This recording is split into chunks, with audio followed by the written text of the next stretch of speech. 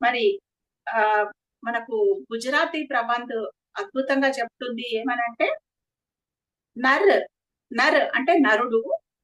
తూ కర్ కర్నె కర్మ కర్ణే సే హి నారాయణ హోతా है. నరుడు కర్మలు చేస్తేనే నారాయణుడవుతాడు. పర్ నారి తూ స్వయం నారాయణి అని చెప్తుందనమాట. నరుడు కర్మలు చేస్తేనే నారాయణుడవుతాడు. మనిషిలాగా పుట్టి చక్కగా కర్మలు చేసి ఒక జన్మలోనో, 100 జన్మలలోనో కర్మలన్నీ బ్రహ్మాండంగా పూర్తి చేసుకుంటూనే నారాయణుడైతాడు. కానీ స్త్రీ ఆమె పుట్టుకతోటే నారాయణి. ఇంకా ఆమె కర్మలేం చేయనవసరం లేదు. జస్ట్ తనను తను గుర్తించుకుంటే చాలు.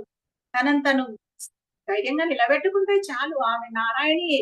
నారాయణి అన్న సంగతి ఆమె గుర్తించుకుంటే చాలన్నమాట. నేను నారాయణిని, నేను దేవతను అన్న సంగతి ఆమె గుర్తించుకుంటే చాలు. నరుడు మాత్రం తాను కర్మలు చేస్తే